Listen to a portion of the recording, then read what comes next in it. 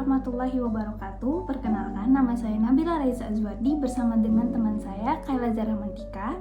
Pada hari ini kami akan mempresentasikan artikel kami yang berjudul Antara Tambang dan Hutan, Krisis Kepastian Hukum Lingkungan, Studi Kasus Penambangan Emas PT Tambang Mas Sangihe di Kepulauan Sangihe.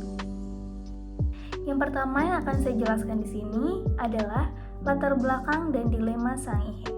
Pertama, dari tradisional menjadi eksploitatif. Aktivitas pertambangan emas masyarakat awalnya bersifat tradisional dengan metode ramah lingkungan menggunakan media kayu atau biasa disebut durang.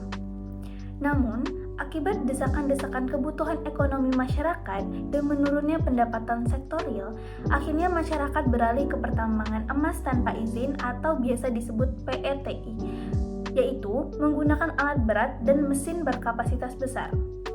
Pada Undang-Undang Nomor 32 Tahun 2009 PPLH Pasal 1 Ayat 2 mengamanatkan perlunya upaya sistematis terpadu guna mencegah kerusakan masif akibat eksploitasi lingkungan yang tidak berizin tersebut.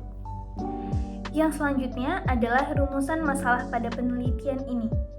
Yang pertama, legalitas izin PT TMS. Bagaimana kesesuaian pemberian izin eksplorasi dan operasi produksi pertambangan emas kepada PT Tambang Mas Sangihe dengan peraturan perundang-undangan nasional yang berlaku. Yang kedua, akar krisis hukum. Mengapa krisis kepastian hukum terus terjadi dalam perlindungan tata ruang lingkungan hidup, khususnya di wilayah rentan seperti Pulau Sangihe? Yang ketiga, partisipasi dan tata kelola. Bagaimana partisipasi masyarakat dalam proses AMDAL dan keputusan perizinan, serta bagaimanakah implementasi asas Good Environmental Governance. Dan yang keempat, implikasi pembangkangan.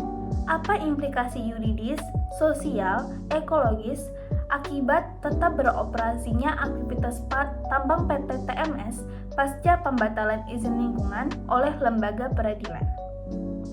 Selanjutnya, metode penelitian yang kami gunakan di sini yaitu yang pertama, yuridis normatif. Apa itu yuridis normatif? Yuridis normatif adalah pendekatan hukum normatif yang berfokus pada analisis doktrinal, asas hukum, serta sinkronasi vertikal maupun horizontal agar antar regulasi.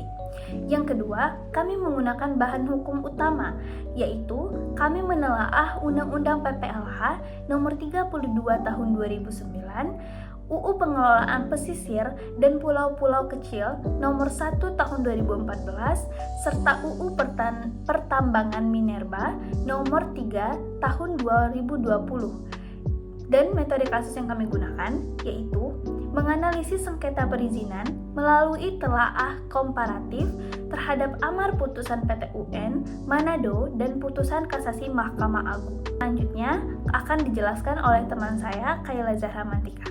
Yang kedua, analisis dan pembahasan. Analisis pemberian izin PT TMS, pelanggaran terhadap karakteristik wilayah. Izin kontrak karya PT TMS mencakup lebih dari 57% daratan Pulau Sangihe.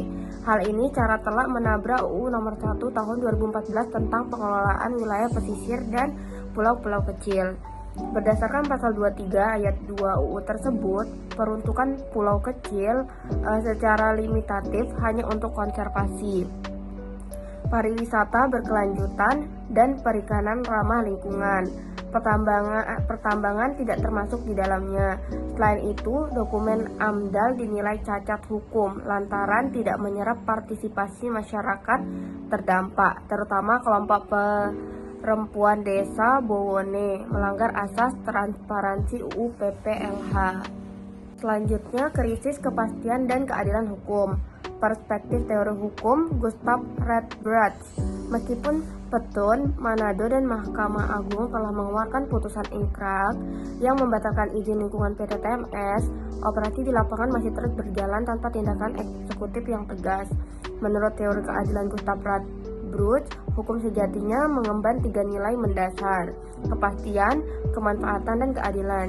Jika legalitas formal dipaksakan demi korporasi dengan menindas hak masyarakat, hukum tersebut menjelma menjadi ketidakadilan yang dilembagakan. Pembiaran perusakan ekosistem ini merusak marwah negara hukum yang tertuang dalam pasal 1 ayat 3 UUD 1945. Lanjut, asas good environmental governance. Yang pertama itu pengabaian partisipasi publik. Masyarakat tidak memperoleh informasi memadai mengenai penyusunan AMDAL. Hak masyarakat untuk memberikan persetujuan bebas tanpa paksaan diabaikan secara struktural oleh korporasi dan birokrasi perizinan. Yang kedua itu polarisasi dan keretakan sosial. Proyek pertambangan emas ini memicu konflik horizontal di Pulau Sangihe. Terjadi polarisasi tajam antara faksi masyarakat pendukung kompensasi ekonomi jangka pendek dengan kelompok penjaga kelestarian ekologi. Selanjutnya itu dampak dan implikasi eksploitasi. Implikasi yuridis atau pembangkangan kekuasaan kehakiman. Berjalannya tambang melanggar asas keluhuran yudisial. Ketidakpatuhan eksekutif terhadap putusan pengadilan menciptakan preseden buruk runtuhnya wibawa penegakan hukum di Indonesia. Yang kedua itu implikasi sosial, krisis ruang hidup dan livelihood. Hilangnya akses tani dan laut bersih akibat pencemaran kimia berbahaya seperti sianida dan merkuri, mengancam mata pencaharian tradisional masyarakat pesisir serta kelompok perempuan rentan. Yang ketiga itu implikasi ekologis atau ancaman biodiversitas dan bencana. Kerusakan hutan lindung Gunung Sahendaruman mengancam habitat fauna kritis atau endemik seperti burung Seriwang Sangihe, serta memicu resiko longsor di pulau vulkanik rapuh. Terakhir, kesimpulan dan solusi. Esensi perlindungan ekologi. Kasus tambang emas PT TMS di Sangihe merupakan potret buram krisis kepastian hukum lingkungan di Indonesia yang dipicu tumpang tindih regulasi, sentralisasi wewenang, dan pengabaian hak asasi. Pemberian izin tambang di wilayah pulau kecil vulkanik cacat hukum secara prosedural dan substansial. Hukum yang dipaksakan tanpa nilai keadilan kehilangan daya luhurnya. Rekomendasi utama itu percepatan sinkronisasi aturan pesisir, reformasi transparansi AMDAL berbasis keterlibatan adat, serta tindakan penegakan pidana korporasi secara mutlak. Sekian presentasi dari saya. Wassalamualaikum warahmatullahi wabarakatuh.